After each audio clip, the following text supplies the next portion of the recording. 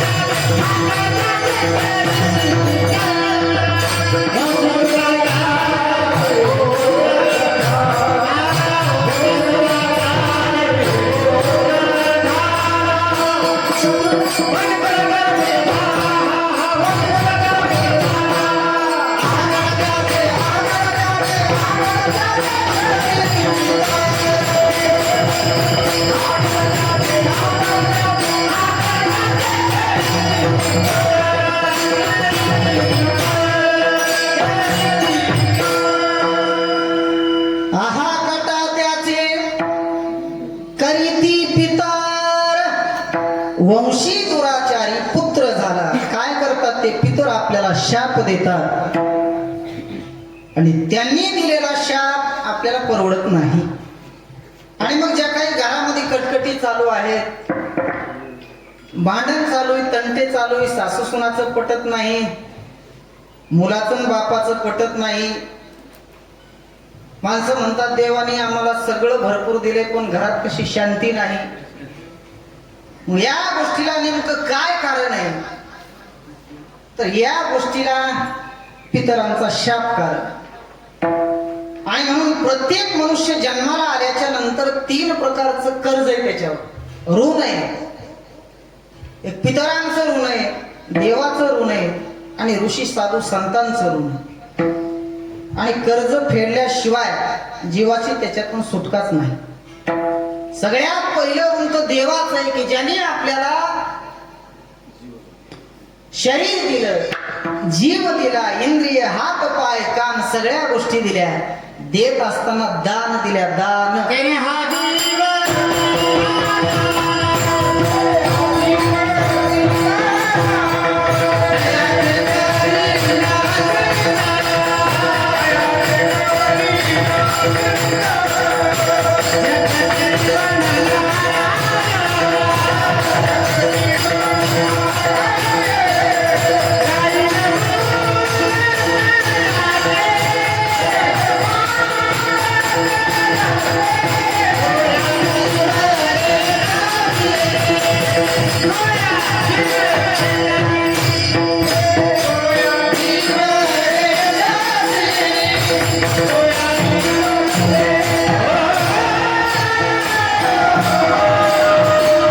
देवाचं ऋण आहे. सुंदर शरीर दिलं, हात पाय इंद्रिय सगळ्या गोष्टी देवाने दिल्या, देत असताना फुकट दिल्या आणि म्हणून देवाचं ऋण आहे. शरीरम स्वरूपम तथा वा कलत्रम यशश्चारुचित्तम धनम मेरुतुल्यम. महाराज सुभाषितकार म्हणतात सुंदर शरीर दिलं, शरीरम स्वरूप, स्वरूप म्हणजे चांगलं. तथा वा कलत्रम पत्नी दिली, यश दिलं, यशश्चारुचित्तम धनम मेरुतुल्यम. किती धन दिले, गडगंज संपत्ती आहे. आणि या सगळ्या गोष्टी देऊन जर एखादा मनुष्य त्याचं मन, शास्त्र असं सांगते, देवाच्या चरणाकडे लागत नसेल, हरे रंगी पद्मैव मनश्यैन लग्नम, तर मग सुभाषितकार म्हणतात हे सगळं मिळून त्याचा काही उपयोग नाही. ततक्किम ततक्किम ततक्किम. बेटा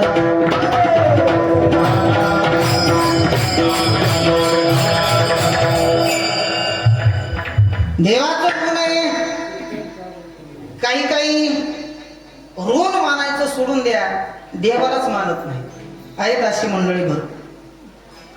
नास्तिक हा एक वर्ग आहे जगामध्ये, जसा आस्तिक हा एक वर्ग आहे, तसा देवाला न मानणारा सुद्धा एक वर्गच आहे. परंतु तुम्ही माना अथवा न माना, इथं बसलेल्या प्रत्येक जीवावर त्याचे उपकार आहेत. औटा हात का मानव देह अल्लाने तुझ दिया, खाया पिया सुख से सोया, नाहक जमाना खोया. सांगण्याचं तात्पर्य देवाचं ऋण आहे. देवाच्या ऋणातून उत्तीर्ण होण्यासाठी यज्ञादी कर्म सांगितले. चला पुढे, तो आजचा आपला विषय नाही, संतांचं ऋण सांगितलं. तसं तर अनेकांचे उपकार आहेत या जीवावर. रविश्चंद्र घना वृक्षा नदी गावश्य सज्जना, येते परोपकाराय युगे देवेन निर्मिता. कुणाकुणाचे उपकार आहेत या श्लोकात सगळं सांगितलं. रविश्चंद्र घना वृक्ष, रवी म्हणजे सूर्याचे उपकार आहेत. काय उपकार आहेत? एक महिना लाईट वापरली तर आपल्याला बिल भरावं लागतं. आयुष्यभर ज्या सूर्याने आपल्याला उजेड देण्याचं काम केलं त्याचं कधीही आपल्याला बिल आलं नाही. त्याचा प्रकाश आपण फुकट वापरतो, हे त्याचे उपकार आहेत. विठाला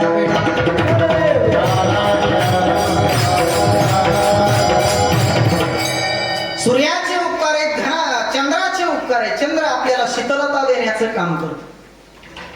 आपण जे धान्य खातो, हे धान्य खाऊन आपण 100 वर्षे जगतो. मला सांगा, या धान्यामध्ये एवढी ताकद येते कुठून? त्याचं कारण आहे, या धान्यावरती चंद्र हा अमृताचे कण शिंपडत असतो आणि म्हणून त्या धान्यामध्ये एवढी मोठी शक्ती निर्माण होते की ते धन धान्य खाऊन आपण 100 वर्षे जगतो. ज्यांच्या निमित्ताने कार्यक्रम आहे ते आमच्या आजी, त्यांनी शतक पार केलं होतं. 105 जवळजवळ त्यांचे वय होते. 105 वर्ष त्या जगल्या. एवढ्या दिवस जगण्यापाठीमाग काय कारण आहे? तर आता हा कलियुगातला जो प्राण आहे तो अन्नमय प्राण आहे. एखादा माणूस जर 8-15 दिवस त्यांनी जेवणच नाही केलं तर तो जास्त दिवस जिवंत राहू शकत. जास्तीत जास्त माणसं 21 दिवस जिवंत राहू शकत. त्याच्या पुढे माणूस जिवंत राहू शकत नाही. मग या अन्नामध्ये 100 वर्ष माणसाला जगवण्याची जी शक्ती आहे, जी ताकद आहे, ती कुठून आली? ती चंद्रामुळे त्या अन्नामध्ये प्राप्त झाली. आणि म्हणून चंद्राचे तुमच्या माझ्यावर उपकार आहे. रविश्चंद्र घन म्हणजे पाऊस, उष्णामी चौषधी सर्वा, सोमो भूत्वा रसात्मका. वा विठ्ठला.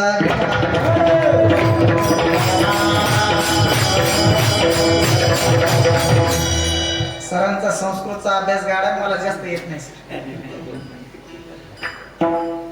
चंद्राचे उपकार सांगितले. घन म्हणजे पावसाचे उपकार आहे. पाऊस काय करतो?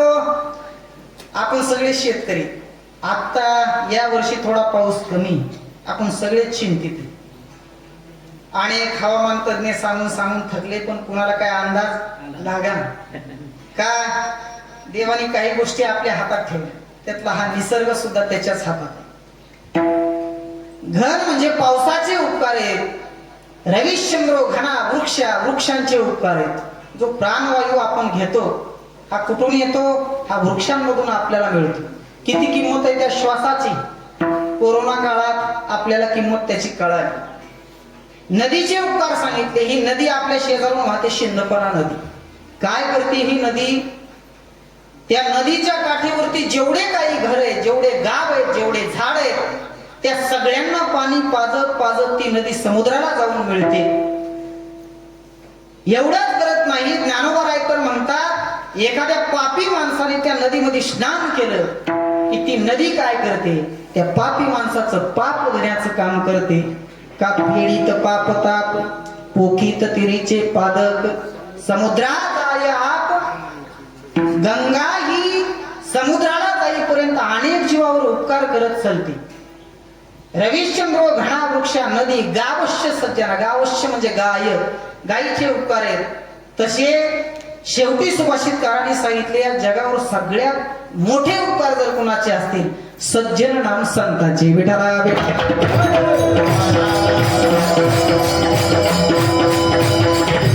आणि म्हणून जसं देवाचं ऋण आहे तसं संतांचं ऋण आहे. जगामध्ये अनेकांनी उपकार केले आपल्यावर. अनेक माणसं आपल्या जीवनात गुरु भेटतात. गुरु पौर्णिमेला मला सरांच्या शाळेतच प्रमुख पाहुणे म्हणून उपस्थित राहतात सिद्धेश्वर शाळेत. अगोदर आदल्या दिवशी फोन केला, म्हणले महाराज गुरु पौर्णिमेवर तुम्ही काहीतरी बोला. मी म्हणलं आता नवीन कीर्तन बसविल्यासारखंच हे बसून जावं लागतं. म्हणले अर्धा तास तरी गुरु पौर्णिमेचं महत्व सांगा. मग स्पेशल मला त्याच्यासाठी थोडं बघावं लागेल. आणि मग जसं जीवनामध्ये प्रत्येक माणसाला जीवन जगत असताना अनेक प्रकारचे गुरु भेटतात. जन्म देणारे आई वडील आपले गुरु आहेत. शालेय जीवनातील शिक्षक आपले गुरु आहेत. ज्यांच्याकडे आपण कुठली जी विद्या शिकली असतील ते प्रत्येक माणसं ते गुरु आहेत. त्यांचे आपल्यावर उपकार आहेत. म्हणजे वाट दाखवणारा जीवनात प्रत्येक माणूस हा आपला काय गुरु. त्याचे आपल्यावर उपकार आहेत. जसे वाट दाखवणारे तसे वाट मी म्हणलो नाही, ते सुद्धा गुरुच आहेत. त्यांच्याकडून सुद्धा अनुभवच शिकायला मिळतो. असे अनेक प्रकारचे माणसं आपल्याला जीवनात भेटतात. ते अनेकांचे जीवनावर उपकार आहेत. परंतु या सगळ्यांपेक्षा महाराज म्हणतात साधू संतांचे उपकार मोठे. माय बापांपेक्षा पुढचा दर्जा केले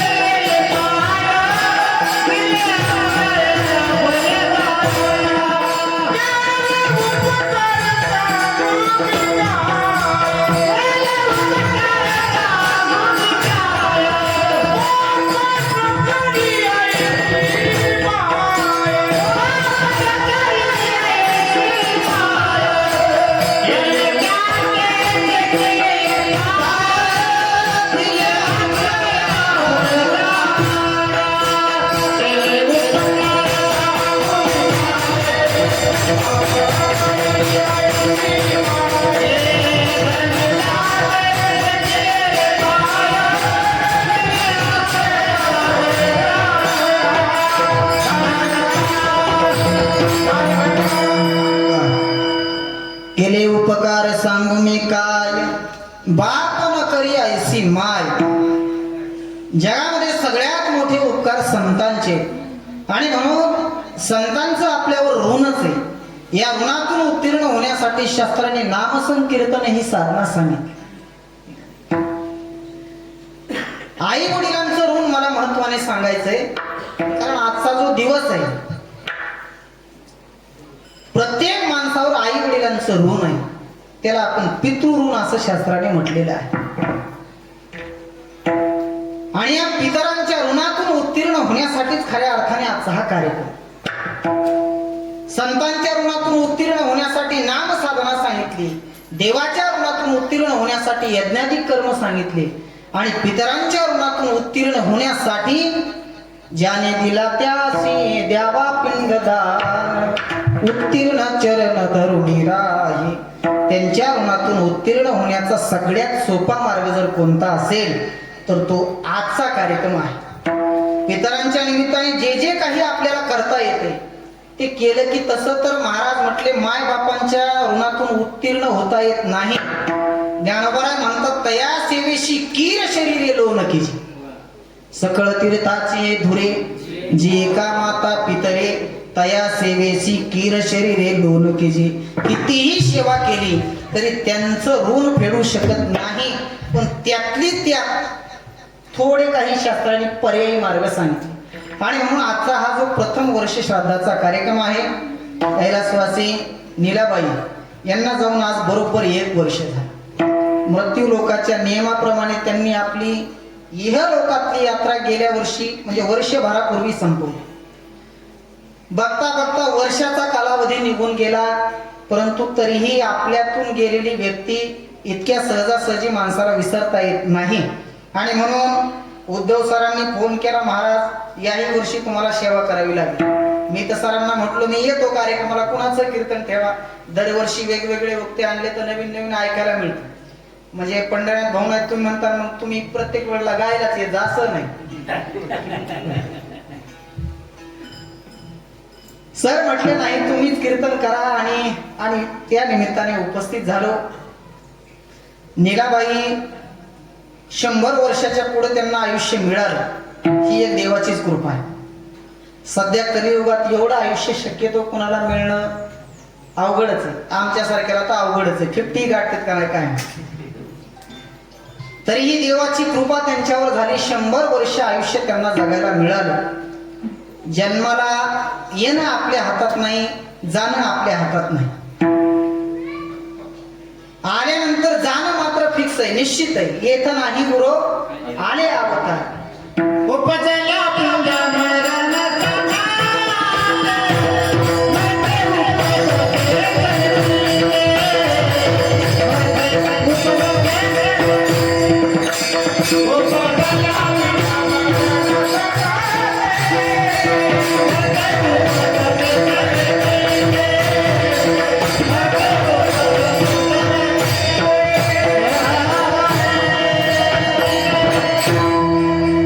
उपजल्या पिंडा मरण सांगाते मरते उपजते सवेची ते.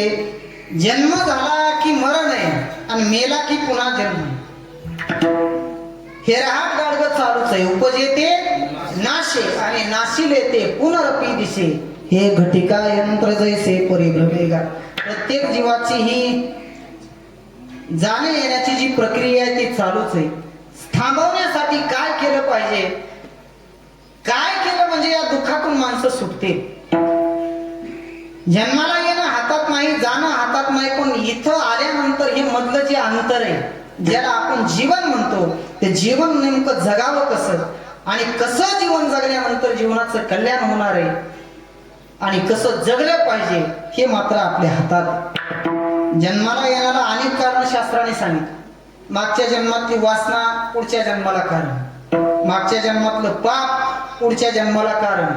एखाद्या वेळेला चुकून एखाद्याच्या जीवनात जर पाप आणि पुण्य सारखं झालं शक्यतो होत नाही. एखाद्या वेळेला पुण्य तरी जास्त होईल नाही तर पाप तरी जास्त होईल, पण झालं समान तर पुन्हा माणसाच्या जन्माला येतो. अशी अनेक कारण शास्त्राने जन्माला येण्याला सांगितलं. पण सगळ्यात महत्वाचं आहे माणसाचा जन्म तुम्हाला आम्हाला सगळ्याला मिळाला की जो जन्म मिळवण्यासाठी देवांना सुद्धा इच्छा आहे. स्वर्गीचे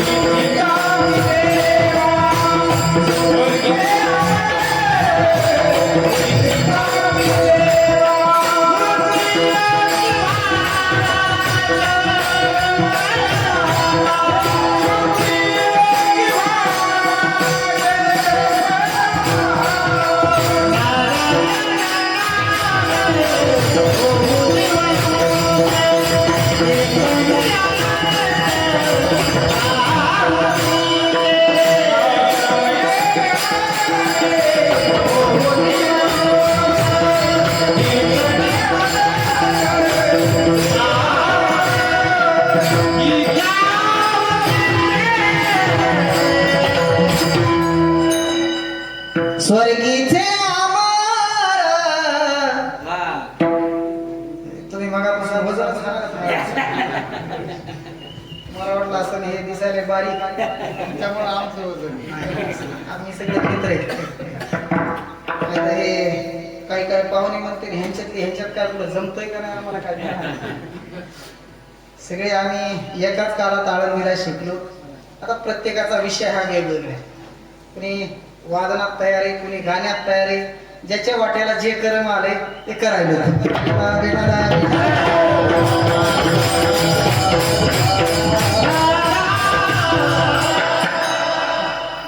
ज्यांना मनुष्य जन्माला यावा अशी इच्छा त्यांना मिळत नाही. यावरून आपण समजून घ्या मनुष्य जन्म किती दुर्लभ आहे. नरदेह दुर्लभ जागा. दुर्लभम त्रयमेव येतं. 3 गोष्टी दुर्लभ सांगितल्यापैकी एक मनुष्य देह. एवढ्या दुर्लभ असणारा मनुष्य जन्म आपल्याला मिळाला, पण मिळाल्यानंतर सगळ्यांनाच कळालंय असं नाही. काही काहींनी व्यसनात हे जीवन बर्बाद केलं. काही काहींनी मात्र या मार्गाला येऊन आपल्या जीवनाचं सोनं कसं करता येईल याच्यासाठी चांगल्या मार्गात ती आहे. वेगवेगळ्या विषयामध्ये काही काही माणसं रंगली. काही माणसं संसारात रंगली, काही माणसं राजकारणात रंगली, काही माणसं स्त्रियांमध्ये रंगली, काही माणसं मद पैशामध्ये रंगली. काहीच माणसं असेल की जे परमार्थाच्या रंगात रंगले.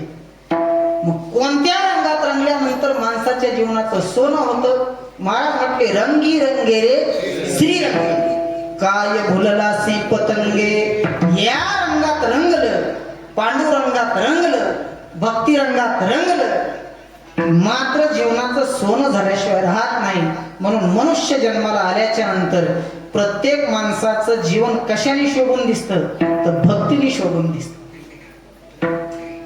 हनुमंतराय वानर कुळात जन्माला आहे, पण आज प्रत्येक गावात हनुमंतरायाचं मंदिर आहे. काय कारण आहे? जीवनात भक्ती सोडून दुसरं काहीच केलं नाही, फक्त सेवा.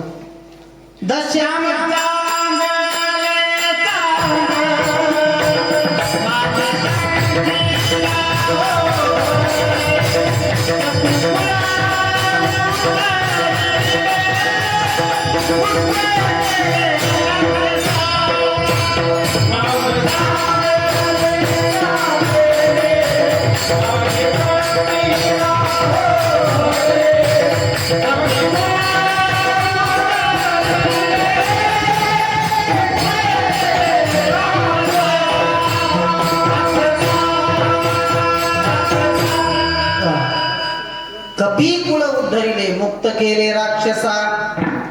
भजनाच्या जोरावर, भक्तीच्या जोरावर स्वतःचा उद्धार केला, कुळाचा उद्धार केला. आणि म्हणून भक्तीशिवाय माणसाचं जीवन शोभून दिसत नाही. कसाही माणूस असू द्या, पारमार्थिक क्षेत्रात आल्यानंतर माणसं त्याच्या पाया पडतात, तो पूज्य होतो. काय कारण आहे? केवळ जीवनात भक्ती, एवढंच कारण. इथं वय पाहिल्या जात नाही. इथं तो दिसायला काळा आहे, गोरा आहे, त्याच्या कोणत्याच गोष्टी पाहिल्या जात नाहीत. या मार्गात आला की माणसाच्या जीवनाचं कल्याण. आणि म्हणून जन्माला आल्यानंतर कोणता मार्ग धरला पाहिजे संतांनी आपल्याला सांगितलं. संतांनी आपलं हित आपल्याला दाखवून दिलं. जगामध्ये हित करणारे 2-3 वर्ग आहेत, जास्त नाही.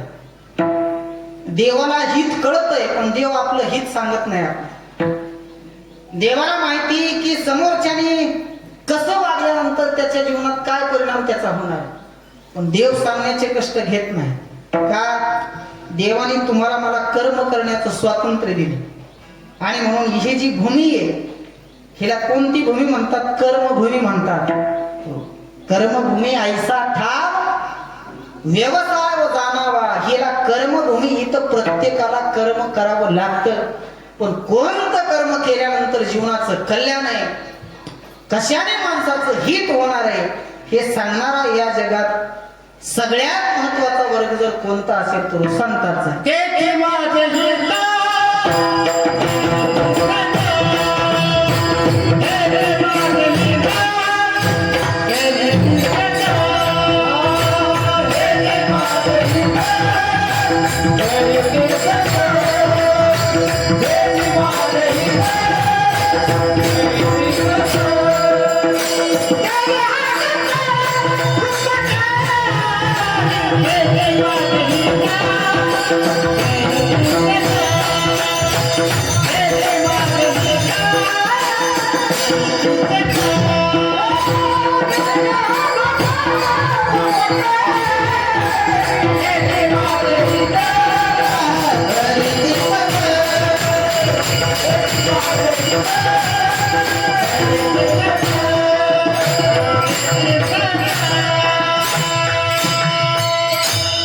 हे सगळे टाळ्या वाजवा बरं.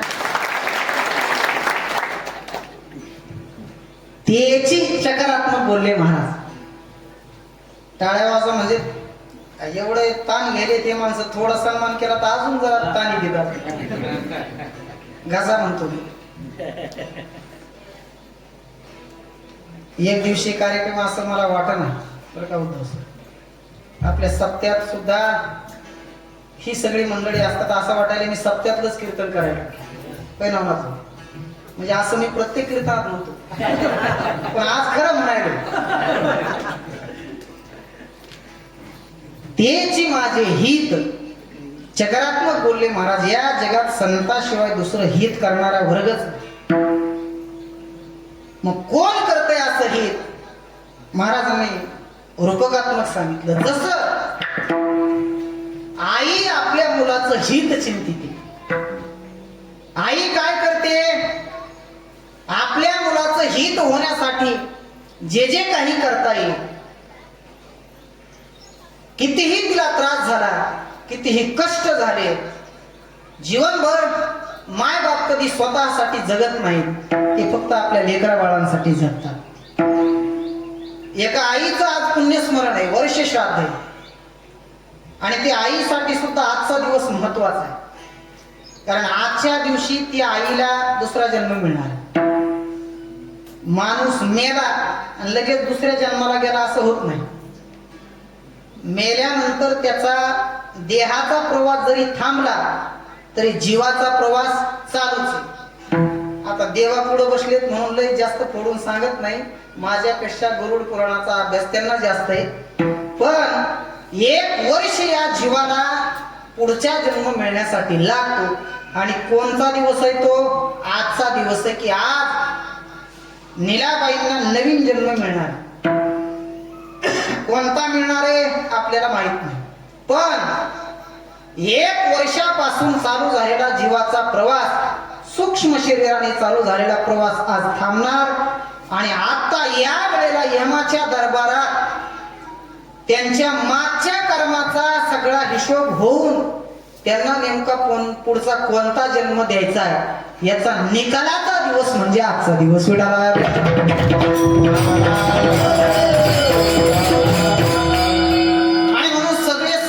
पुरावे तपासूनच जन्म आहे. जसं न्यायालयीन प्रक्रिया खाली आहे आपल्याकडे, तसंच वरी सुद्धा आहे. एम सुद्धा काय लगेच तुम्ही एखाद्याने सांगितलं ह्याने असं केलं विश्वास ठेवत नाही. न्याय देवता अनेक साक्षी पुराव्यांचा तपास घेऊन त्यांचं म्हणणं ऐकून, त्या जीवाचं म्हणणं ऐकूनच त्याला पुढची गती देत असतो. कोण कोण साक्षीदार आहेत? सूर्य साक्षीदार आहे. तुम्ही आम्ही कर्म करतो. कोण पाहतंय?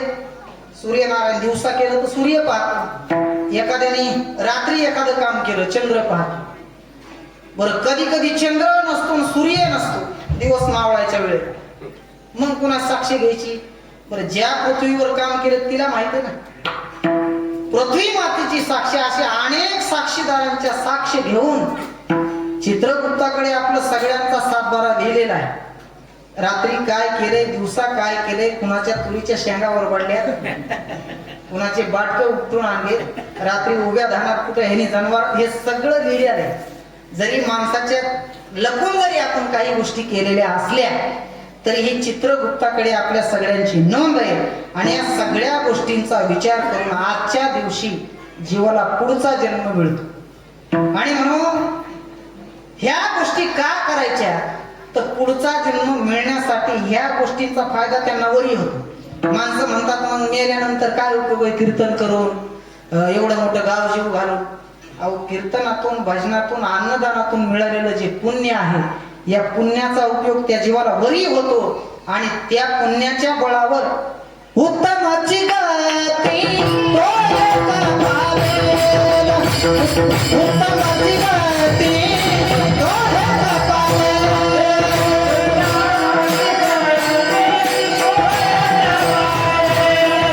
Oh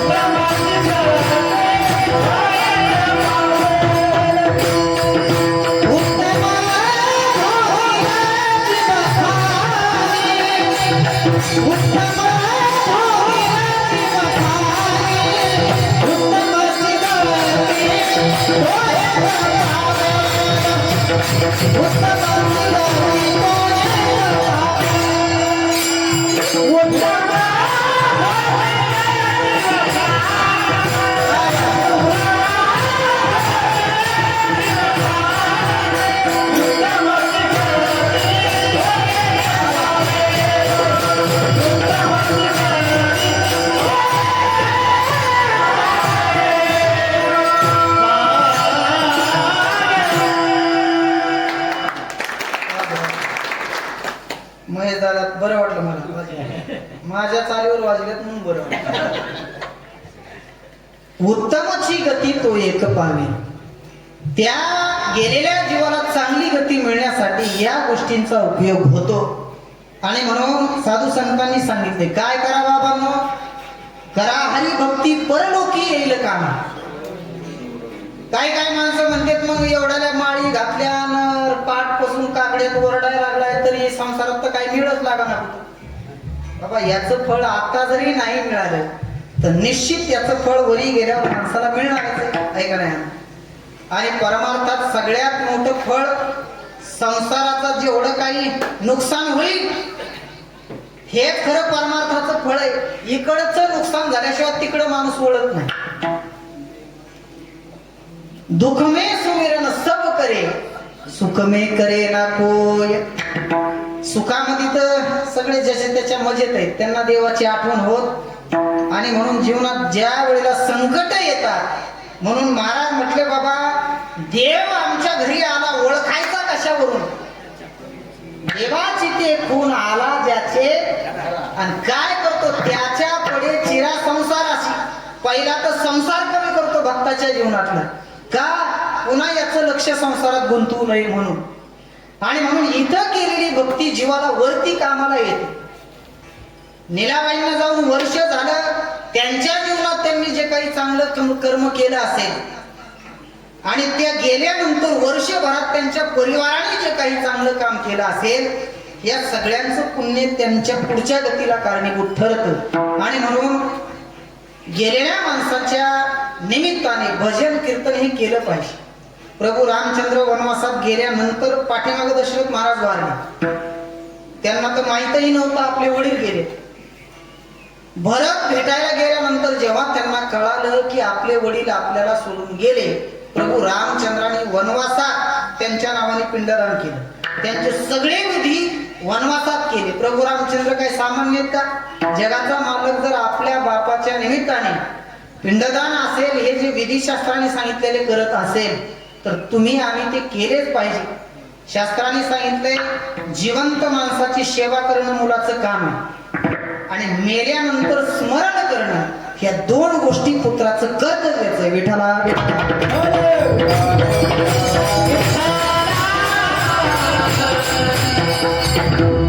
जिवंतपणी सेवा. म्हाताऱ्या माणसाला काय लागतंय, शेवटच्या टप्प्यात त्यांना पैसा लागत नाही. पोराने सुनाने येता जाता फक्त त्यांना विचारायचं कशी आहे, बरी का तब्येत. दवाखान्यात थोडे आजारी पडले की दवाखान्यात नेणं, त्यांना जाता येता दोन शब्द बोललं की बरं वाटतं. आणि म्हणून सेवा करत असताना महाराजांनी आवर्जून एक पॉइंट सांगितला, तुका म्हणे देवा आणि माने आयशी करू सेवा. माने म्हणजे कशी, आपण करत असलेली सेवा त्यांना आवडती का नाही हे महत्वाचं. नाही तर बऱ्याच वेळेला सुनी येते की ताट फेकूनच येते सासूच्या अंगावर. मग आम्ही एखाद्या गावात कीर्तनाला गेलो, फेटा बांधायला एखाद्या घरी बसलो, म्हाताऱ्याला विचारलं बरं आहे का बाबा, ते म्हणते आता बरंच म्हणायचं. आता आपलं कोण ऐकतय का काय, म्हणजे हे जे बोलणं आहे त्यांना मनासारखं घरात वातावरण नाही. सेवा मिळत नाही. जेवायला नाही का, जेवायला आहे काय आहे, सगळे म्हणले भरपूर आहे, पण तरी म्हातारा तोंड वाकडं करतं. याचं कारण घरात त्याला वातावरण मनासारखं मिळत नाही. मग सेवा करणे याचा अर्थ काय, तर आपल्या सेवेतून समोरची व्यक्ती प्रसन्न आहे का नाही, त्याच्या मनाला ती पटते का नाही, अशी सेवा करणे जिवंतपणे. आणि म्हातारं निघून गेल्याच्या नंतर त्यांच्या निमित्ताने हे कार्यक्रम करणे म्हणजे त्यांचं स्मरण. विठ्ठला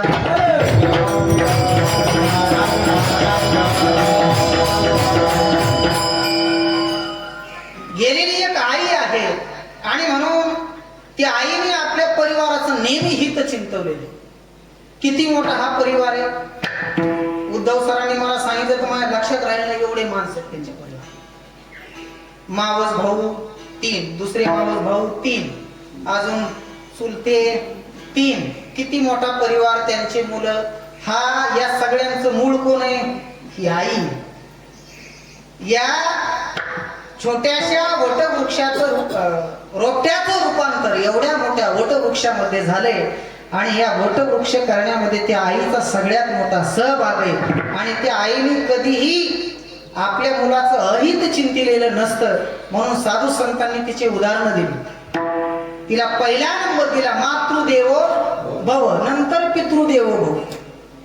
माणसाला त्रास झाला की माणूस पहिला आई ग म्हणतो का बाबा असं म्हणतो का? आई ग. एखाद्या माणसाला काही जीवनात त्रास होत असेल तर त्याला आई आठवते. म्हणून प्रत्येक गोष्टीमध्ये आईच का आठवते? तर आई ही कारुण्याचा सागर आहे. आई ही प्रेमाची मूर्ती. कविता म्हणून मी आपल्याला दाखवणार नाही, तर तुमच्या त्या पाठ झाल्या सगळ्या. आई काय अनेक कवींनी आपल्याला सांगितलं, अनेक संतांनी ते आईचं महत्व आपल्याला सांगितलं. आज सुद्धा जगद्गुरु तुकोबाराय म्हणतात, या जगामध्ये आई एक असं पात्र आहे की ती फक्त आणि फक्त आपल्या लेकराचं हितच चिंतो. लेकराचे हित,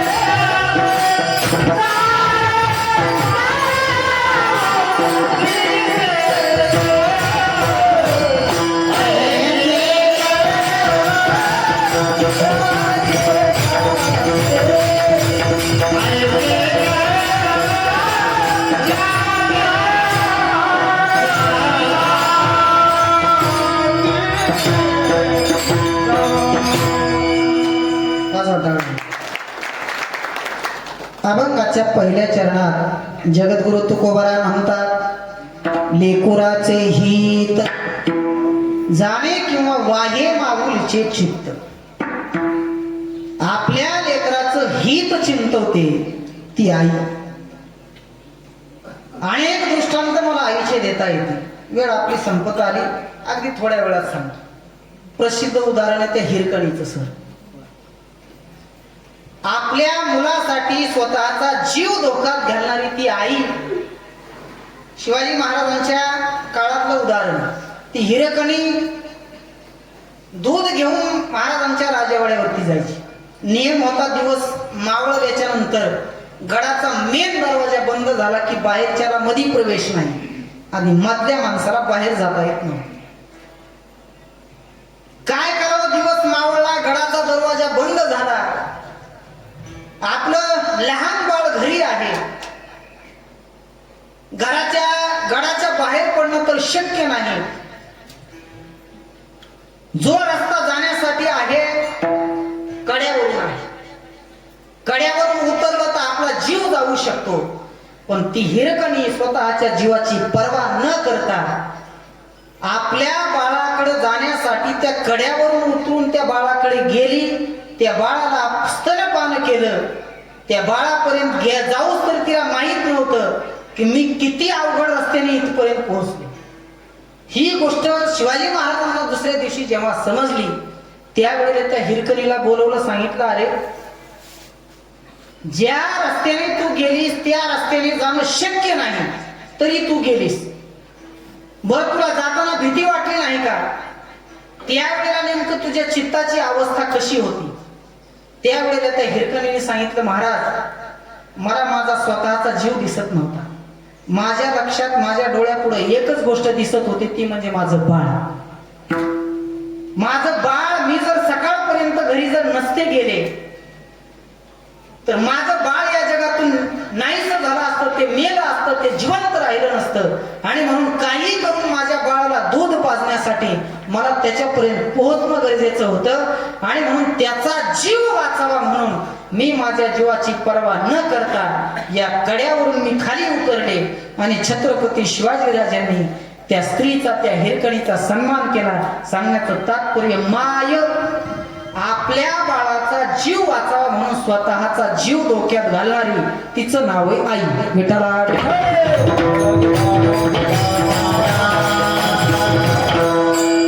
एक आई आपल्या मुलासाठी काय करू शकते तर आपला जीव सुद्धा देऊ शकते.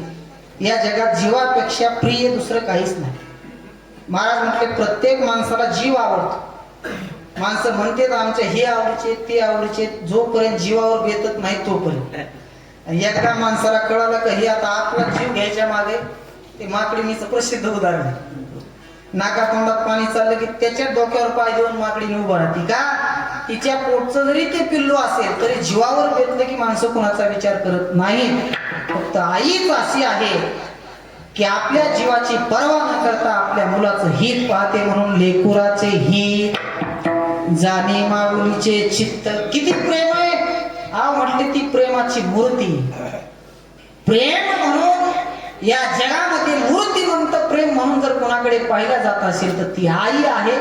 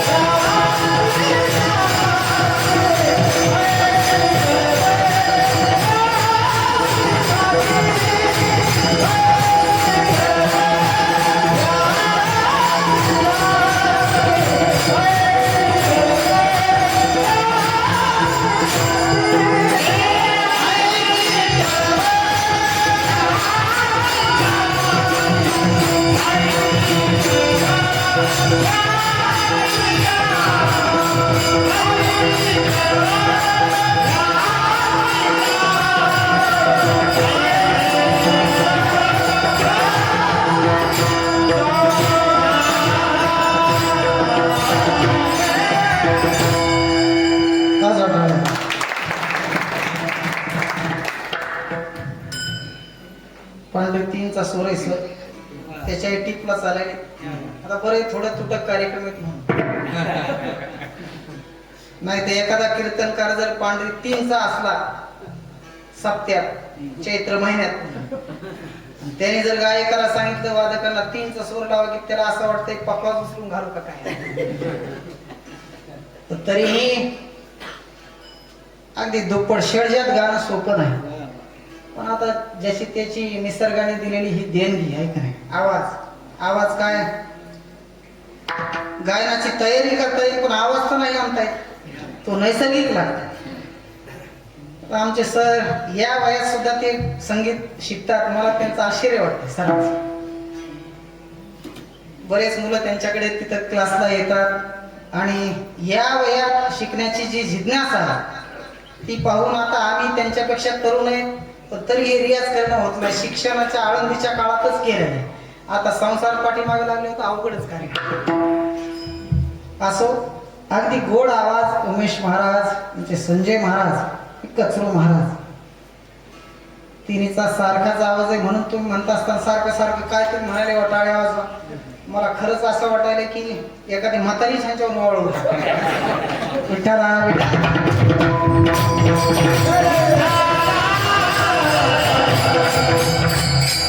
आईशी कळवळ्याची जाती करीला भाविन प्रीती. या जगात स्वार्थाशिवाय प्रेम करणारा वर्ग, स्वार्थाशिवाय प्रेम करणारी फक्त आई. बाकी जे काही नाते गोते महाराज म्हटले बाबा हे निस्वार्थी प्रेम करत नाही. बृहदारण्य उपनिषदामध्ये ती वाक्य नवारे पत्यु कामाय माता प्रियो भवती पिता प्रियो भवती जायम प्रियो भवती पुत्रम प्रियो भवती. मी जरा सरळ सरळ सांगतो. किंतु आत्मवस्तु कामाय सर्वम प्रियम भवती. हे सगळे जरी प्रेम करत असतील तरी एक मर्यादित स्वरूपामध्ये प्रेम करतात. कुठेपर्यंत प्रेम आहे मी मगाशी सांगितलं, जीवावर बेतत नाही तिथपर्यंतच प्रेम आहे. पण निस्वार्थ प्रेम करणारी आई या जगात आहे. आणि म्हणून आईशी कळवळ याची जाती. काय स्वार्थ आहे तिचा? त्या आईला एखादा आपला मुलगा चांगल्या हुद्द्यावर कामाला लागला, नोकरीला लागला, मोठा व्यवसायिक झाला तर त्या सगळ्यात जास्त आईला आनंद होतो. त्याच्यामध्ये तिचा काही स्वार्थ नाही. त्या म्हातारीला काही जास्त लागत नाही. तिला जीवन जगण्यासाठी फार थोड्या गरजा आहेत, पण आपल्या मुलाचं हे मोठेपण पाहून तिला जो आनंद होतो, जे प्रेम आपल्या मुलांविषयी तिचे अंतःकरणात आहे, आणि म्हणून तिला प्रेममूर्ती असं म्हटले. जगामध्ये निस्वार्थ प्रेम करणारे फार थोडे माणसं आहेत, त्यापैकी आई आहे. आणि म्हणून आईशी कळवळ्याची जाती करीला भाविन प्रीती. 2 चरणाचा भाव झाला असं समजू. वेळ आपली जवळजवळ संपली. सरळ 2 चरणाचा भाव सांगतो. एकदा विठो बरोबर नाही विठो बार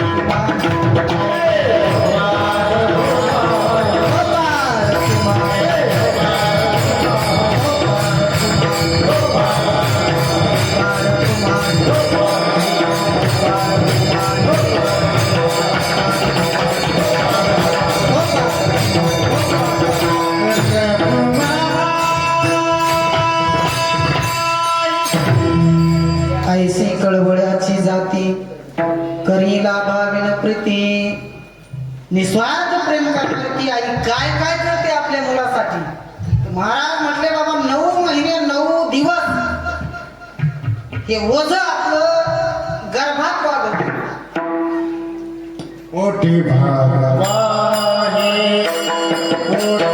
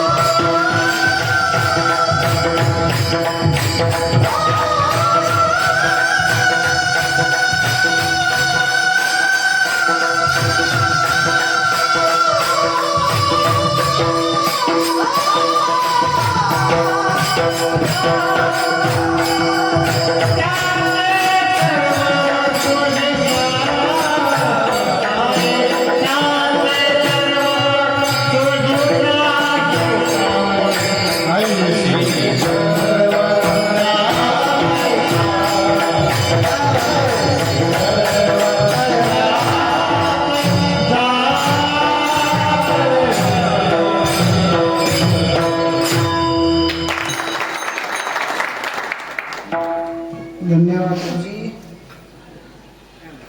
किती वाजले? 1 वाजले सर. अगदी 2 मिनिटात मगापासून 2 मिनिटात. अभंगाचं 3रे चरण रिपीट करूया. पोटी भार वाहे त्याचे सर्वस्व ही साहे, काय करते ती आई. 9 महिने 9 दिवस आपल्या गर्भात त्याचं ओझं वागवते, त्याचं सगळं ती सहन करते, पण त्याचा कधी तिला त्रास होत नाही. आणि म्हणून संतांना सुद्धा आईचे उदाहरण द्यावे लागले. आजही महाराजांनी आईचं रूपक वापरलं. महाराज म्हणतात, ज्या पद्धतीने आई आपल्या लेकराचं सगळं सहन करते, त्याचा भार आपल्यावरती घेते, त्याचं जन्मापासून मरेपर्यंत ती आई स्वतःचा कधी विचार करत नाही, सगळं आपलं सर्वस्व त्या मुलासाठी वाहते. तसं तुम्ही सुद्धा काय करा महाराज, मी माझा स्वतःचा सगळा भार, माझं ओझ मी तुमच्यावरती वाहतो. अभंगाचं शेवट. तुका म्हणे